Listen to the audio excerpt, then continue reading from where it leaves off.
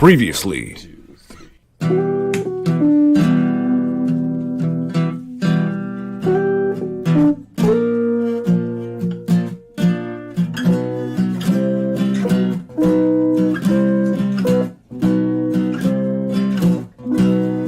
X-Rated, the X-Men animated review show.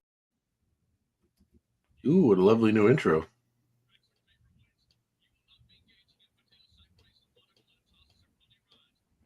You will be engaging in X-Rated, the X-Men animated review show. That didn't come through the speakers. I think it came through your speakers in your house. I could barely hear it. Oh, no. Really? Mm-hmm. Technical difficulties with Devin and Andre once again. No. Okay, let's try that again. Really? That's interesting. Okay. What about now? You will not be making wallets, necktie racks, or paperweights. You will not be engaging in potato sack races, water balloon tosses, or pony rides. That worked? That worked just fine. You will be listening or watching to X-Rated, the X-Men animated review show. We got ways to weed the loudmouths from the tough guys. We fight it out in the wilderness against the wilderness. I mean, look at our rugged beards. Mm-hmm. I mean, once again, I love how we both just glom on to the new character, and that's who we make our names from. What are our names? Well, you know, I am your host, one of your hosts, Sergeant Skellhawk. You will be following his lead. You know, you could do worse. And with me, another sergeant. You know, we're contemporaries in the military, or whatever military we're in. School of Hard Knocks. Yeah. Sergeant Hawkdray. A name you won't soon forget. Absolutely. Yeah, it's true. So here we are again. Mm-hmm. Mm-hmm. Survival of the fittest. Mm-hmm. What do you think? Guess it's the end for me. You'll get to survive the show. It's not necessarily physical strength. Well, you're an intelligent dynamo. You're also I'm sure you're in great physical strength. You do work with your hands for a living. Yeah, but I did roll my ankle like 6 times today. Oh, that's not the good. Same ankle. Yeah, once you do it once, it's like weak and it just keeps happening. Oh, man. Yeah, every time I touch a stair, I'm like... Yeah. So, there's that. Just go put some ice on it after the show, perhaps. Mm-hmm, mm-hmm. Where's Bobby Drake when you need him? Or even better, Storm. Bobby Drake's better at the ice. Better at the ice. Yep. You want the ice.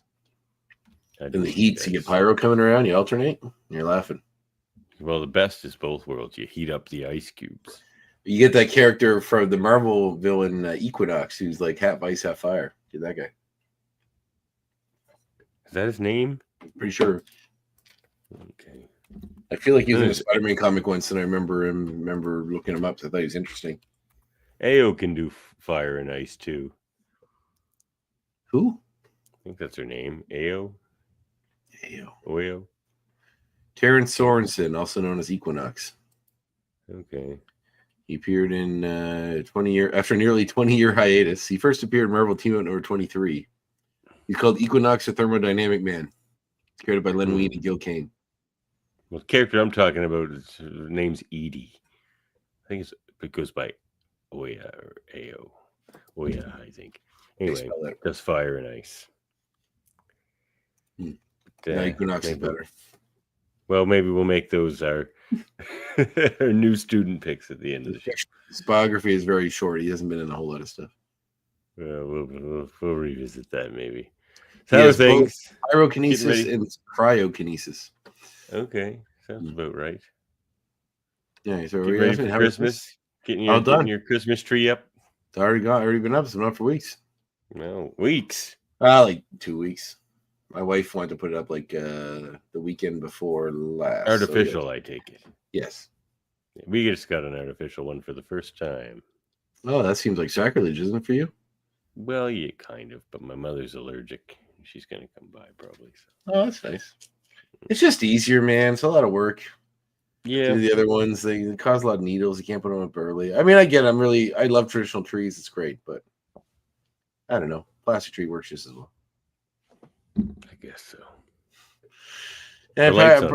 I've already bought all my presents. I've already wrapped them all. Everything's done. Regular old Santa Claus over here. I like Santa Claus. I like Christmas. It's a good time. Yeah, me too. Me too. You got small kids, so you'd have some fun with that. Oh yeah, it's super fun. Yeah. The movie nights I host, we're doing one tomorrow night at the bar in Truro. It's we're doing Jingle All the Way. Jimmy, Doberman, das hat eine Panzer Wichsen, komm mit Cubitana Blitzen. Such a good We've movie. got like 4 advent calendars on the go. Oh Got, man, like, I hope 2 chocolate ones and a Marvel storybook one, and then a Disney princess storybook one. I had an event at this weekend that I did at a local bar. It's like a scholastic book fair for grown-ups. I call it It's late here on X-Rated the X-Men. Yeah, sorry, it is. It's a little later than normal. I had a concert. A friend of mine's girlfriend was had a concert tonight. I got tickets to go, so that was good. It was a good time. So it's called the Siptastic Book Fair because it was kind of a play in the Scholastic Book Fair, and it went really well. But one of the people that came brought a dice advent calendar for like D&D, so every day was a new dice. It was pretty cool. I mean, I don't play D&D, but does it go to a D1 to like it? I guess there's no D1. It's gonna say D1 like would be D25. They couldn't even make a penny be a D1. It's got 2 sides. Yeah, some kind of inverse side. I don't know. I guess it's various versions of different types of dice, but apparently it was like $70. But if you think about it, it's like 30 days of dice or whatever, right? So yeah, 31 days of dice. Advent calendars are usually 25 days. No. Yeah. Well, there you go. Yeah. Well, why don't we get into it? It's late. Why don't we get into this episode? Any opening thoughts? Yeah, it was a better episode. I liked it. Juggernaut never hurts. No, and a lot was going on, which it seems like, and I know we've talked about this many times before, but it seems like the older show, there's always a lot going on. Like you get Juggernaut, and then Gladiator would show up and fight Juggernaut while the X-Men were fighting him at the same time, and then there's like all this other crazy shit's going on. And this show is very straight ahead. With maybe each episode might have 1 or 2 new characters. So this one felt a little closer to the old way, where you had a couple of things going on at once. It's pretty cool. There's an A plot and a strong A plot and a strong B plot in this. Yeah, and the B plot's Juggernaut, so it's like, which is kind of insane, but it's cool. It worked. All right, well, let's get into it. Let's do this.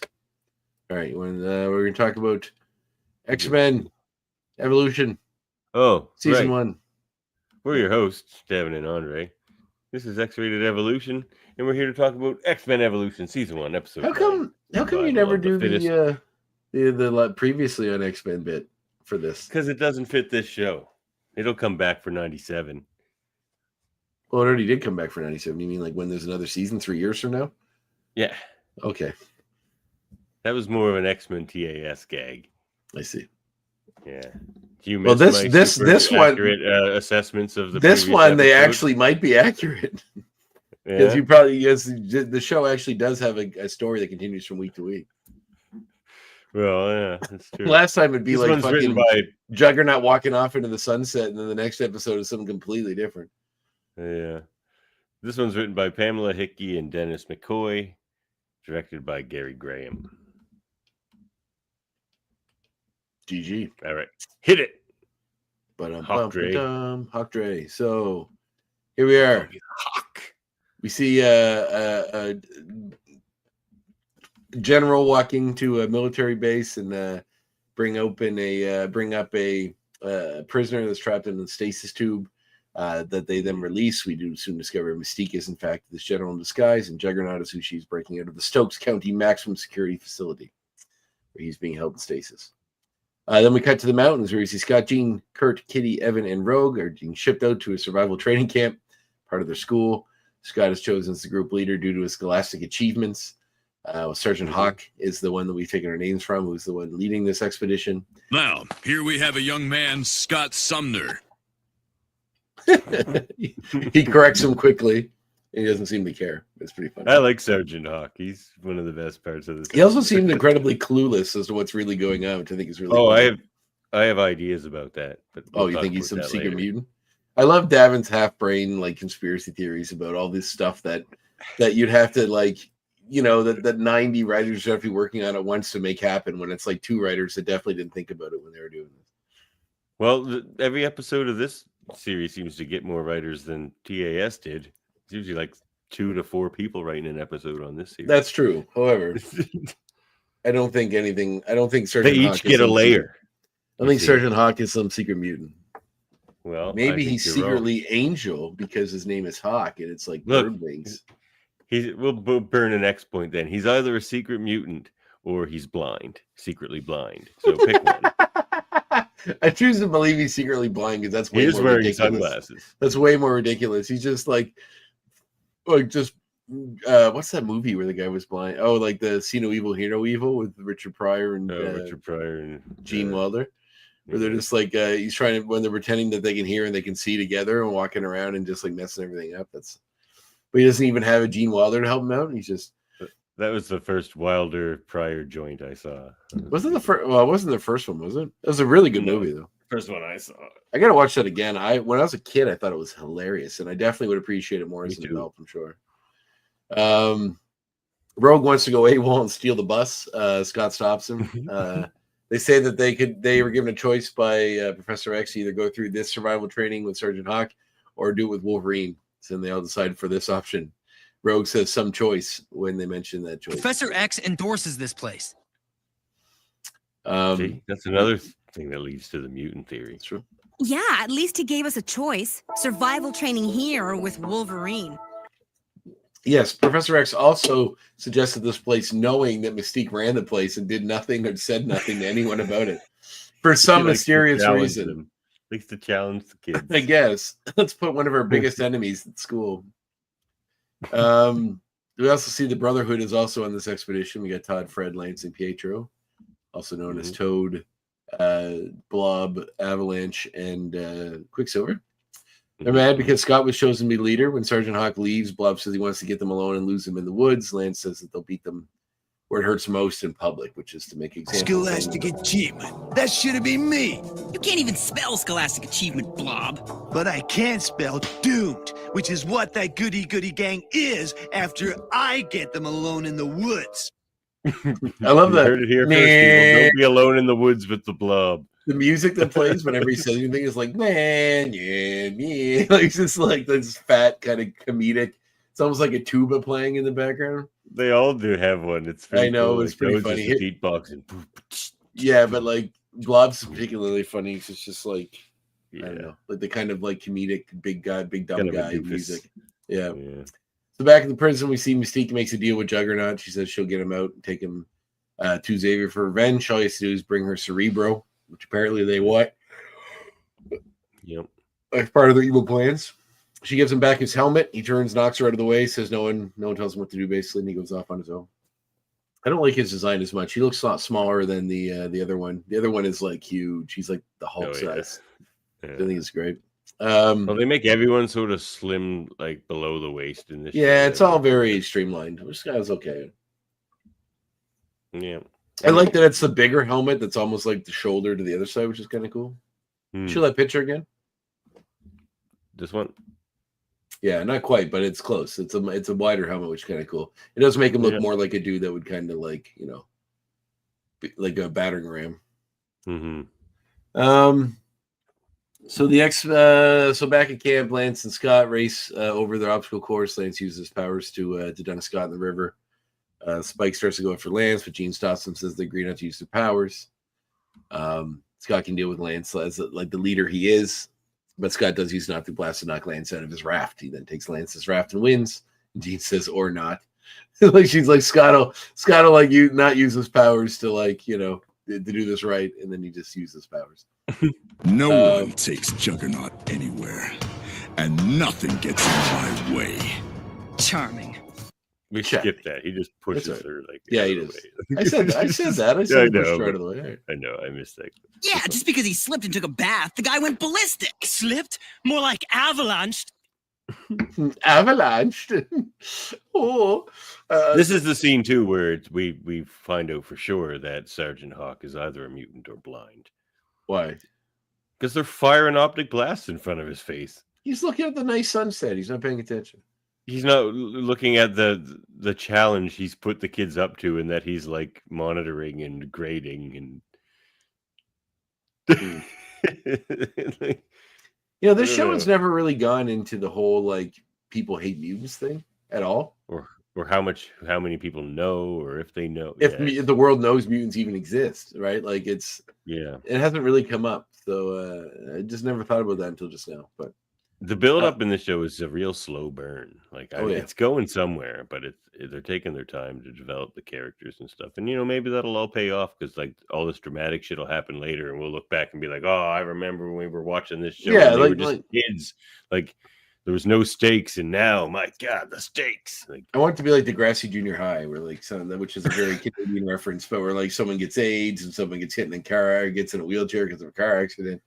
Someone's drunk driving, I want to get serious, get real, They tried to scare you straight in Canada. Right. No, I mean, the show between that and Blastar or whatever his name was, who could put his arm back on. Oh, from the Planet Danger. Astar, just Astar. Yeah. From the Planet Danger. Yeah, they fucked it. We fucked around and found out here in Canada, and we did, yep. And people warned us not to. Remember the one of the guy that drove the snowplow? There ain't no feather duster I'm driving here. It's a real heavy piece of machinery. All right. So that's some sprinkling of Canadian references for those non-Canadians listening. I'm sure if you some warnings for winter. If you Googled any of those things, you would probably see them. You would see them on YouTube, I'm sure. Mm-hmm. I was putting together this is another thing. I was putting together, when I do the video nights, I have fun little commercials for other movies and stuff at the beginning, and some old commercials and old movie trailers. And one of the old commercials I put in was the Star of Christmas Sobeys commercial. And that one where the chorus of kids is singing that Star of Christmas song. Mm-hmm. Yeah, it's in there. Bright Star of Christmas. Yeah. It just is funny. It really brings you back. Because like when you grow up and you have like 2 channels, you see that commercial like 100 times a night for years. So, every Christmas you'd see it for years. All right, so the X-Men and the Brotherhood face off, argue over who won fairly. Hawk makes them all do push-ups because they're fighting. Tells them they want to prove how tough they are, then get the flag from the top of Mount Humiliation. Quicksilver says he can do it in a second, basically, but then Nightcrawler says he can teleport up there and get it, but then Hawk tells him the whole team has to reach the top and achieve the flag together, which, maybe he does know the mutants. I don't know. It doesn't seem overly... Like, they're all right. Well, those two just said it in front, like, I'll get it in no time. The other one said, I'll get it first. So he didn't know they would use powers to do it. He might have just thought it was them being competitive. But and Toad's powers are passive, so is he not allowed to use his just regular leg strength? Well, he does. I mean, they use Blob to just run up, like, kick holes in the side of the mountain and pull them all up at once. Like Quicksilver, I guess it's weird. They have to do it together. They didn't say couldn't use powers because supposedly Hawk doesn't know, but he said they all have to get there at once. But it's funny because the Cyclops and Avalanche made the dare to not use powers. Oh, okay, right. But Hawk said they had to get there together. Yeah. But how does Hawk know? Is he at the top of the mountain waiting by the flag? Like, how would he know? No, he said they had to take a picture and bring it back of all of them. Okay, I didn't remember that part. So yeah. Nobody want to see a picture, and that's why they dropped that picture to him at the end of the episode. Nobody can doctor pictures in 2000, the year 2000. Not when you're on a mountain. Yeah, it's also not. Photoshop wasn't quite as easily accessible as it is now. The phones weren't as good. No, definitely not. Man, if he slips and falls, we are history. Death by blubber bomb. Not quite there yet, but we're getting there. So back at the Institute, Charles is keeping track of the kids with Cerebro. Logan asks, Xavier told them not to use their powers. Xavier tells them he'd hope they'd use their own judgment and decide not to. Logan said they should have taken care of their survival training himself. Xavier tells them the kids felt they had a better chance of surviving the camp. Cerebro picks up a rare signature that Xavier recognizes as Juggernaut and explains to Wolverine that Juggernaut is in fact Cain Marco, Xavier's half-brother, and how he used mysticism to awaken his dormant X gene, making him an essential unstoppable Juggernaut. He's virtually Interesting invulnerable. take. Slightly different than the norm, which I'm sure we both have exploits about. They show Juggernaut trashing police cars on his way to Xavier. Xavier does mention that his one weakness if they can get his helmet off, which is going to be important later. So at camp, the ex-kids are running full tilt, complaining about Scott, how he cares about winning the race. Meanwhile, Toad scouts ahead. Well, Blob basically just kicks holes in the mountain and pulls Avalanche and Pietro up behind him because he's so strong. Basically, he can just do that. And they're like, they made a comment which you played earlier, but if he falls, they're all dead. But he's strong enough to just kick, like literally just go and force his way up the mountain.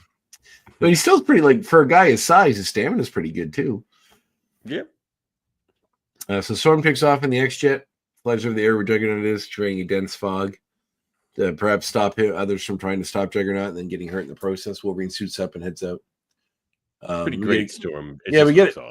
We get a great little fight between Wolverine and Juggernaut, which is cool too. It's great because it's not a fight. Juggernaut just pastes Wolverine for like 2 minutes, and we never get that long of Wolverine or like Juggernaut just like pasting the crap. Storm's like, I'm not gonna help. I'm not gonna help fight Juggernaut. I'm just gonna make some fog and then fly out of here. No, Wolverine's getting thrown through walls. He never gets a shot in on Juggernaut. He's just getting. It's great. It's because it's how it should go. Brotherhood find abandoned mine. Leads to the top and start that has stairs in it that leads to the top. Scott sends Kurt to make sure the flag is still up there. Then he gets Evan and Spike to rope up the top so they can wait. Evan asks if he's sure he wants to do it this way, and Scott says yes. Scott starts at the rope, but then he looks back. The other X-Men are staring at him disapprovingly. And then Jean decides to climb the mountain by hand because they're not happy with this tactic. The Brotherhood reach in the tunnel, which is blocked. Avalanche gets angry, and Quicksilver and Toad try to talk about using his powers to shake the debris loose. I kind of figured you could, avalanche it loose a little bit. He's right. Give some more juice, Lance, and you'll unclog it. That's not a horrible idea at all. These guys don't watch Star Trek. So many caves cave in, even without avalanche powers. Well, then they try to do it, and the tunnel collapses in on them, pinning them underneath. So the X-Kids are almost at the flag when they hear the tremors. Spike's knocked off the wall. Jean says he's using telekinesis. And Scott tries to get her to levitate them out of the top. She refuses because, they had a deal. So Jean gets mad, tells him that a real X-Man would know the difference of, what he's trying to do. Rogue finds the Brotherhood at the bottom of a shaft. Toad begs him not to leave him behind. Scott tells him that they would never do that. So Juggernaut finally arrives at the Institute with Mystique. I thought about it. I really thought about it.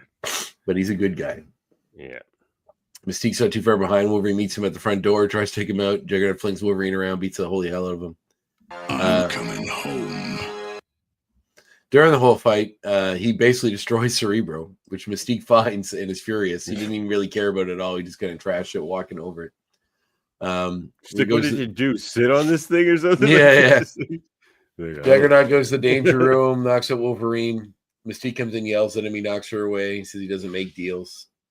Back on the mountain, the X-Kids say the Brotherhood. You can't stop the Juggernaut. Forgive me for trying.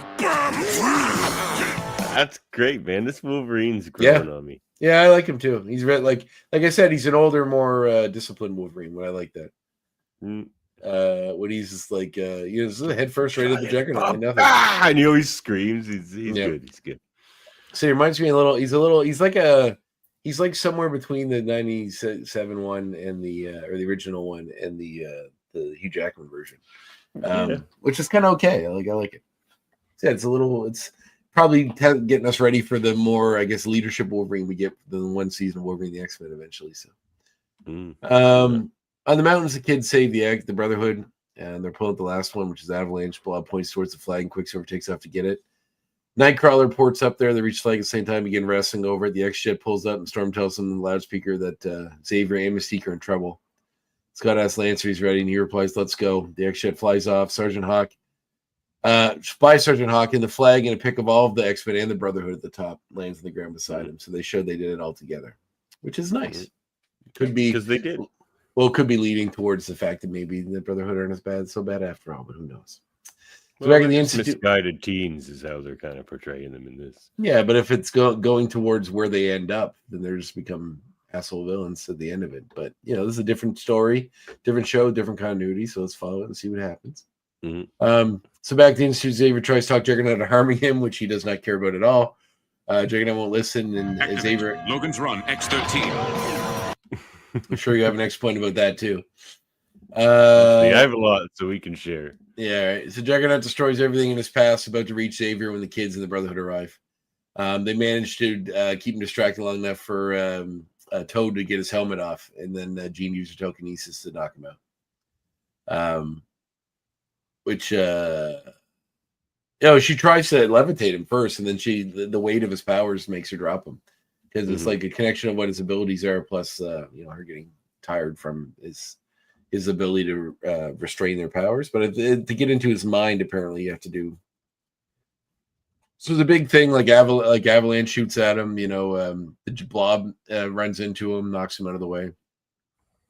It's all a pretty nice fight until Toad uses time to get Juggernaut's helmet off. The first one of them managed to get a few. I think Nightcrawler managed to get a few of the clasps off, so it's loose. And Toad manages, they'll work together basically, which is nice to get them. And you see Rogue use Kitty's power and run through a wall too, which is fun. It's nice seeing Rogue kind of like actively using power. And she does, because in this world she doesn't have Ms. Marvel's powers, so she has to rely on using the powers of all the X-Men around, the mutants around her, which is kind of cool. So like every fight's a little different with her. So everyone cheers when they win, and Mystique comments it's not a sight you see every day. Xavier agrees and lets Mystique take the Brotherhood home. Later, we see Xavier returning Kane to prison. On the way, Jean and Scott kind of flirt and talk about how good it was to fight alongside the Brotherhood. So, end of episode. End of episode. All right, let's rate this one.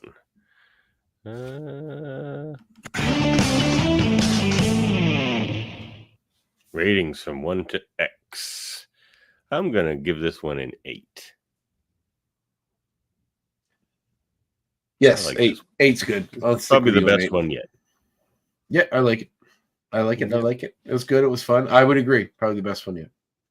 The Wolverine Juggernaut fight was really fun. And, seeing like them working together with it was a nice. Every series that goes on for a little while eventually has. Usually, this is the usual arc of most long-running TV series. The first season, you get the villain. The villain is cool.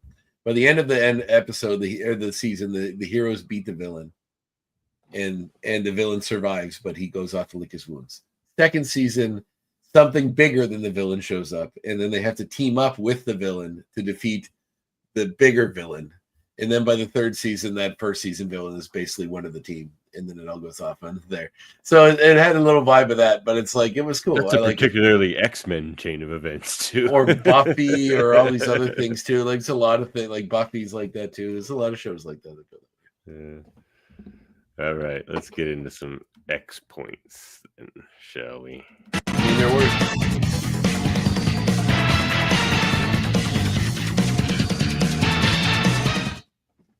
Yeah. Man, this to use a term the young folks use. The soundtrack of the show slaps. Pretty great. It slaps. It's slaps. Banging. There's bangers. It's fire. I think that one's old, but the slaps I think is still used with regularity. Okay, good. We wouldn't want to be outdated here on. No, we certainly don't want to appear our late 30s age, or my late 30s age. You're 40 now, are you? Oh yeah. How old are you again? 40. Oh, just 40. Okay. I'll be 41 soon enough. Like half a year older, or about a year older than me. Half a year. This year will be 40, so we'll see. This coming year. All right, let's do it. Go for it. All right. So there's lots of ones to choose from here. So Juggernaut was voiced by Paul Dobson, who is the brother of the actor who voices Blob, Michael Dobson. Mm-hmm. There's like, I think 2 or 3 of them voice acting brothers out there in Vancouver. The Dobsons. Oh, yeah, that's fun. A bit of a family affair there. Juggernaut and Blob. All right. So my next point is, in this episode, I'm gonna steal because it's a low-hanging fruit. Xavier claims Kane has a dormant X gene, which is awakened with mysticism. In the comics, Kane Marco was a human boistered by the powers of the Sidorak gemstones. So they do make him a mutant in this idea. And also, I'm just tagging onto this one. Kane Marco in the original comics is Xavier's stepbrother, but in Evolution, he's his half-brother. Yeah. Oh, yeah. Interesting. So they actually are genetically related in the X-Men Evolution universe through their father. I Through believe. that, through the father. They probably share a father or something in this universe. All right. Well, keeping on the voice thing, Sergeant Hawk is voiced by David Kaye, who is the voice actor of Professor X in this series. Oh, really? It's a good job. Does. Probably had a good time with it. All right. Next up, got my little world there for a second. When Juggernaut was running into the danger room, Xavier activates Logan's Run, number 112, whatever, which is all the low hanging fruit. Obviously, one of Wolverine's training regiments, but also the name of a very popular cult film from the 70s, Logan's Run, or 60s, 70s. We covered on Hold Up a Movie Podcast. You did cover a Hold Up a Movie Podcast, in which you can't. Which it's funny because it's probably just a fun little nod to that, or maybe Logan just likes to have fun with his name. But the themes of that movie have nothing to do with this episode really at all. So it's just funny. Running. It's not like it's yeah. The run wasn't fit. Well, it was physical running, but in a sense, it was running from the law, which is kind of like both. The actual. Yeah, exactly. Yeah, pretty great. Good movie. I like it a lot. Starring Michael York, I believe his name is. Okay, what happened to the other students? I was going to ask that too. That was one of my points. Okay, because there was like more of them. 15 of them. There was five other students standing in front of the bus that weren't the Brotherhood or the X-Men. And then they don't make it. I guess they don't need to go. I guess they don't need to go to Humiliation Island. Or Humiliation Mount Humiliation. I guess they didn't make it. They didn't, however, they got to the base. They're all dead. It must have been pretty hardcore dead as well. Yeah, that's what I wondered. That's funny. I noticed that too. There's a little nod in this episode. After defeating Juggernaut, Lance tells Scott that he's not half bad as team leader, and Scott tells him he can call the shots next time. The next time does come in the episode Day of Reckoning, where Lance is leading the team because Scott isn't there. Oh my! So this is a fun little nod of what's coming down the line. Tell you, this is going to be like the quintessential. Or the blue. And Day of Reckoning is near the end of season 2, so it's a ways off.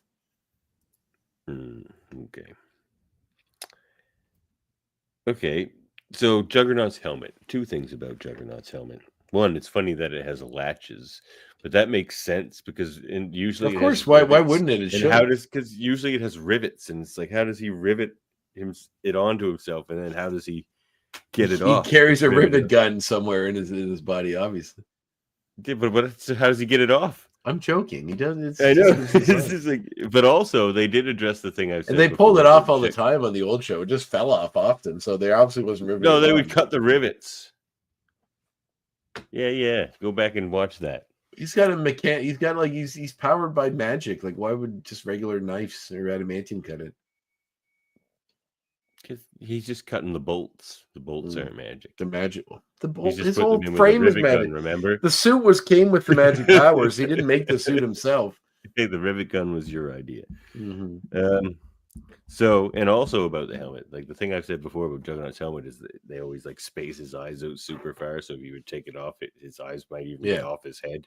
They don't do that in this. Like they actually compress the eye holes. So like if you take it off, it looks how they draw him without it. Yeah, it actually, that's what I mean, because the helmet's bigger. Yeah. They didn't put it so it kind of lets you. He looks more closer to the Ultimate X-Men version of him, but the Ultimate X-Men version of him had you couldn't see his eyes or mouth. It was just like a visor or something. Like a red visor. All right, back to you. Back to me. This is the first episode to feature all the original Brotherhood of Mutants together. Oh. You see them sporadically in different pairings, but you never see all of them together in one sitting. So, okay. Well, all right. My final X point. I'm kind of warming up to this Jean Grey quite a bit too. Yeah, she's like the heart of the team. Yeah, she's the heart and the conscience of the team, and she gets some zingers in there every now and then, which she didn't get a whole lot of in the animated series. So it's a bit of a different take on Jean, but not really. And Venus Terzo does a really good job. Maybe Yeah, it'll come no, on it's the pretty show. cool. Yeah. I liked it. I liked it a lot. My other thing was this entire episode, Kurt was in his human form. At no point did I see his image inducer on his wrist. Ooh, I was grumbling a bit to myself that again, I don't like the image inducer. I just want to see Nightcrawler. Nightcrawler looks awesome. And the Apparently, more I get to see Nightcrawler, the better. Apparently, he doesn't need it to use the image inducers. He didn't use it all this episode. He also didn't need it because Sergeant Muty is a mutant or blind, and they've killed the other students anyway. So what do they even need it for? They're all dead. They're all dead except for the mutant children. So That's whatever, let it. Maybe that's why he took it off, and it's just like this Maybe they're lingering claimed by the mountain. Mount Humiliation took them. aura. They're at the bottom of that mine shaft where where all the rocks fell, where the Brotherhood were below them, even further, where the humans that were obviously dead. They're like the red pants guy on Everest or whatever. Forever their bodies will lay there frozen. I think it's Yellow Boots guy. Is that what it is? Whatever it is. Yeah.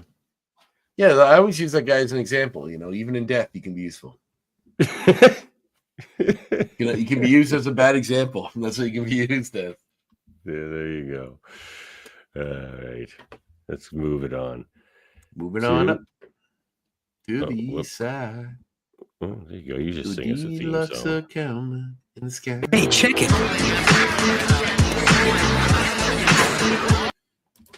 Hey, check it. It's our comic reminiscences and recommendations segment.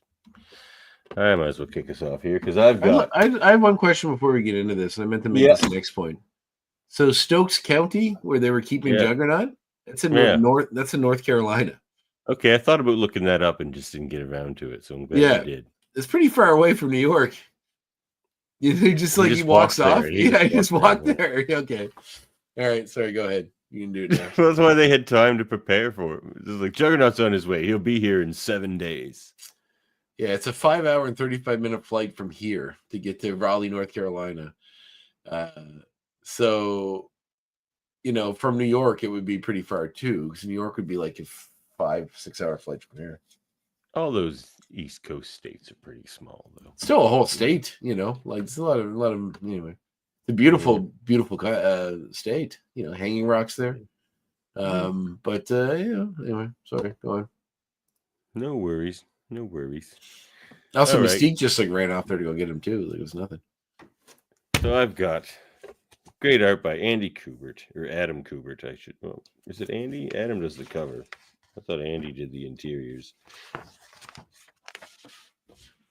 No, it's Adam Kubert. Never mind. Adam Kubert art. Wolverine number 93.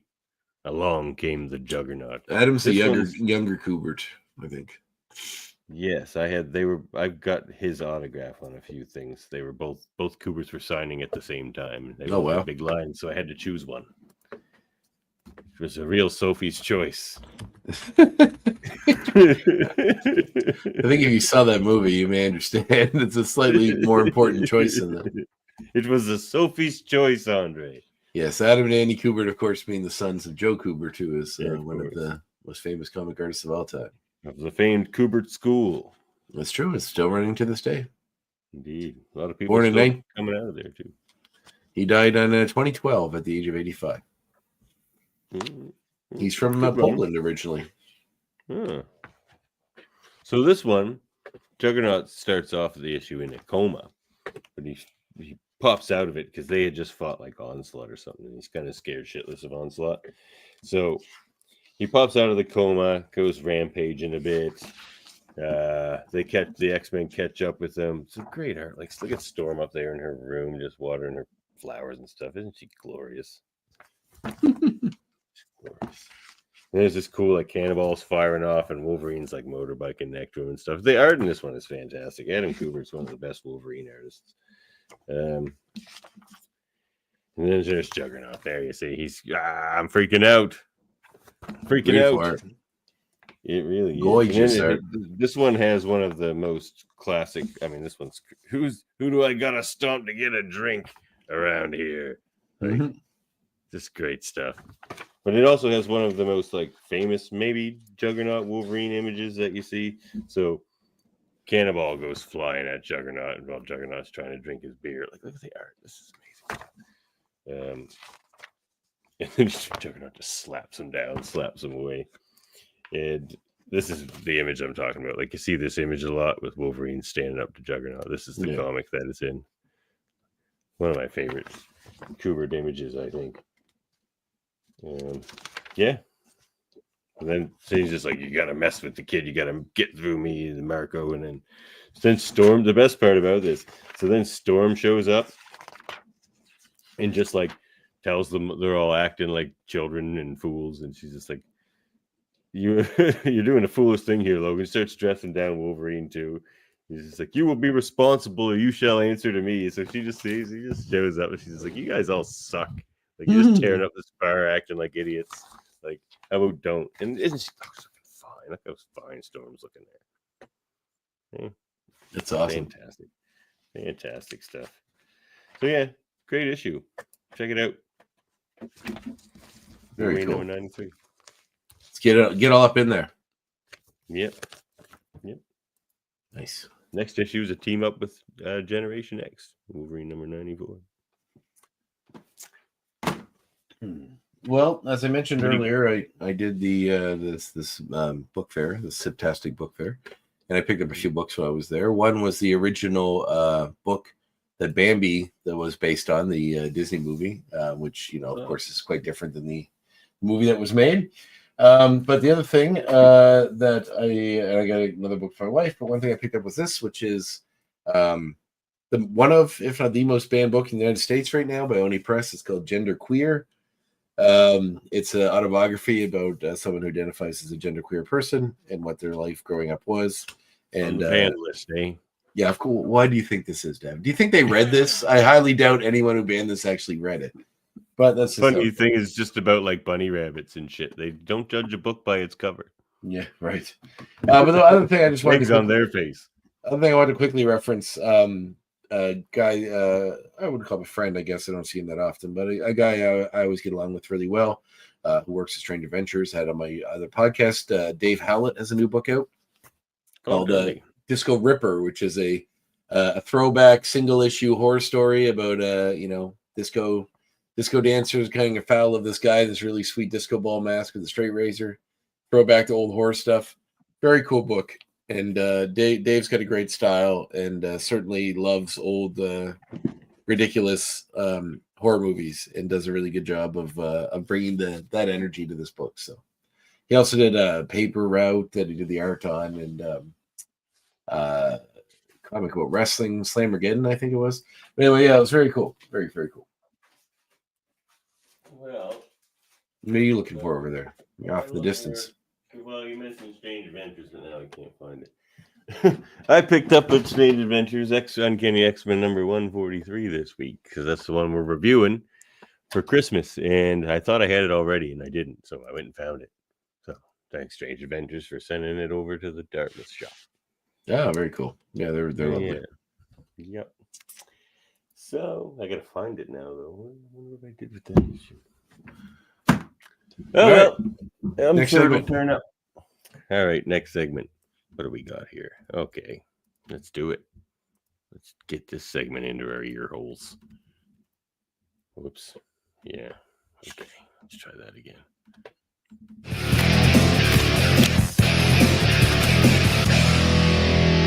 But I like movies, which is fine. But I like movies. Which is fine. It's not fine, huh? Well, I'll tell you one movie I watched that I wasn't super impressed with recently. Okay. Was Gladiator 2. Oh yeah, I haven't seen it. It's kind of soulless. I don't know. It just wasn't. Yeah, well, I don't understand why it needed to be. They retconned some stuff to make this one seem more important. I don't like that. Yeah. All in all, not great. What's the best movie I've seen recently? I don't know. I am going to suggest some albums though, because the guy that opened for the act I saw tonight was this character. His name is Devarro. Mm-hmm. He lives in a bus in Liverpool, in the woods, and he's very, very cool. He's very, very like if you like, kind of reminded me a little of Father John Misty, like the Fleet Foxes, Lord Huron, those sort of guys. Neil Young, Shaky Graves, if you like into those guys. Right up their alley. I got a couple of his vinyls. I really liked what he was doing there, but you can check him out. Devarrow, who is what's his name? And yeah, really cool music. Also local guys from Moncton, but he lives in Nova Scotia now. So, get all up there, listen to some new music, listen to his stuff, and I'll tell you the movie you should go watch. Let me see what I got here. I'm going to look at the my most recent reviews on Letterboxd. It's the best way. I suggested Tremors last time, didn't I? Pretty sure I did. It's a great movie.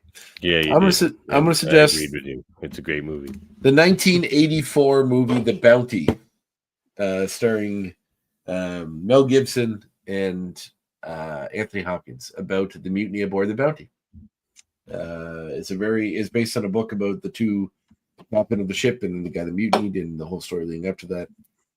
It was very, very good, very sprawling, epic. And when you think about those old 80s, 90s epic movies, this one never comes up, but it's really good. So check it out. The Bounty, starring Anthony Hopkins, Mel Gibson, directed by Roger Donaldson. All right. I liked it. What was the name of that mutant you said had fire and what and ice? I don't think they were a mutant. They were an X-Men or a Spider-Man villain. Equinox. Oh, Equinox. Yeah. Oya. It was Oya, the one I was thinking of. She goes by Temper now. She's on Cyclops' team in the new McKay book, actually. All right. Well, it's late. Want to get out of here? You can get out of here if you want. All right. Well, why don't we get out of here? Goodbye. Unless you want to go back to our casting game, but I got no. Oh, we can do that. We're going to cast Storm, but I didn't do any prep for that, so I have no idea. Oh, actually, I know who it is. Who I want to pick for that. Oh, really? All right, let's play that game then. Hold on. We got theme music because I got nothing, so I'm interested in your opinion on this one.